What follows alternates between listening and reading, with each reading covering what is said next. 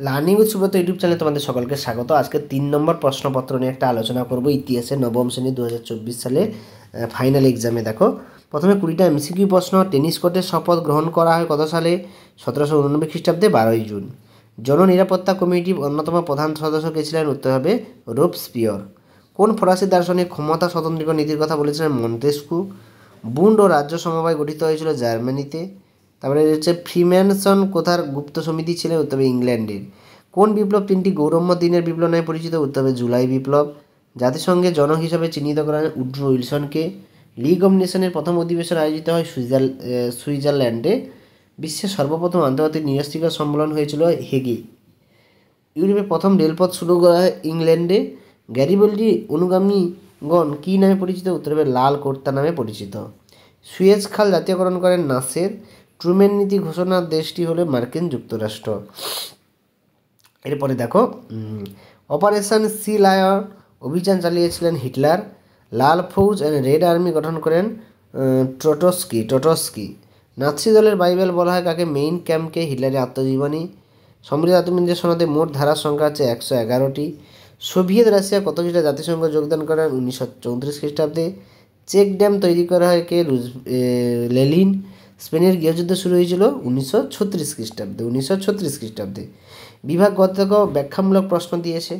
প্রথমটা দেখো ব্যাখ্যা দিয়েছে সমৃদ্ধ আত্মবিন্দের 5টি স্থায়ী সদস্য রাষ্ট্রের ভূমিকা ছিল। এরা ভোটে ক্ষমতা প্রয়োগ করতে পারে। 2 নম্বর বিবৃতি উত্তর হবে এই দেশে একদলীয় সরকার গঠনের আদর্শ গৃহীত হয়। 3 নম্বরটা আছে হিটলার মনে করতেন পৃথিবীর একমাত্র জার্মানরাই বিশুদ্ধ আর্য রক্তের অধিকারী। ঠিক ভুল দিয়েছে দেখো আফ্রিকা অন্ধকারাচ্ছন্নের মধ্যে সঠিক। জার্মান ইটালি জাপানকে নিয়ে গড়ে উঠে অক্ষরশব্দ এটা সঠিক। জন্মলগ্নে জাতিসংঘ সদস্য সংখ্যা ছিল 50, এটা ভুল। মরক্কো ইংল্যান্ডের উপনিবেশ ছিল, এটাও সম্পূর্ণ ভুল।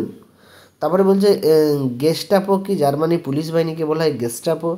বিশ্বের প্রথম সমাজতন্ত্র কোথায় পড়ছে? 1917 সালে রাশিয়ায়। কোন সন্ধি দ্বারা প্রথম বিশ্বযুদ্ধ অবসান হয়? ভার্সাই সন্ধি দ্বারা। IMF পুরনো ইন্টারন্যাশনাল মনিটারি ফান্ড। এরপরে দেখো বাম স্তম্ভের সঙ্গে ডান স্তম্ভের মিলন। বলছে ফেব্রুয়ারি বিপ্লব হয় 1848 খ্রিস্টাব্দে। কার্লসবার্গ ডিক্রি কত সালে হয়? 1819 খ্রিস্টাব্দে।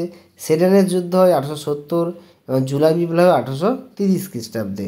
এরপরে দেখো এখানে মানচিত্র দেখতে বলছে, মানচিত্র অনুযায়ী তোমরা এগুলো বসাবে, না পারলে আমাকে বলবে। 2 নম্বর প্রশ্নগুলো এখানে দিয়েছে দেখো। 2 নম্বর প্রশ্নগুলো খুব ঠান্ডা লড়াই কি? আন্তর্জাতিক বিচারালয় কি? ইউনেস্কো কী জন্য বিখ্যাত? এগুলো তোমরা মুক্তিয়াতা নীতি যার বলতে কী বোঝো? এগুলো তোষো নীতি কী? আটলান্টিক চার্টার কী? এগুলো ভালো করে তোমরা করবে, বই থেকে খুঁজবে। আমি ছোটো প্রশ্নগুলো সবগুলো করে দিলাম, এবং যেগুলো তোমরা পাবে না সেগুলো কমেন্ট বক্সে লিখবে, আমি অবশ্যই তোমাদের বলবো। টিকা এখানে পোড়ামাটি নীতি, এটা পরীক্ষায় বেশি আসে।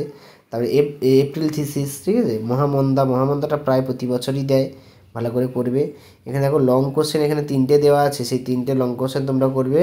বিশ্বের ইতিহাসে দ্বিতীয় বিশ্বযুদ্ধের প্রভাব, এটা বেশি করে দেয়, তাই না। অর্থনীতি জাদুঘর, রাজনৈতিক কারাগার, ভ্রান্ত অর্থনীতি জাদুঘর, এটাও করবে তোমরা ভালো করে, ঠিক আছে। তো আজকে আমরা 3 নম্বর প্রশ্ন সেটটা কমপ্লিট করলাম। পরের ক্লাসে আমরা 4 নম্বর প্রশ্নপত্র নিয়ে আলোচনা করব। সকলের ধন্যবাদ। দেখা আছে 4 নম্বর প্রশ্নপত্রে। ভালো করে প্র্যাকটিস করো, ভালো করে পড়াশোনা করো।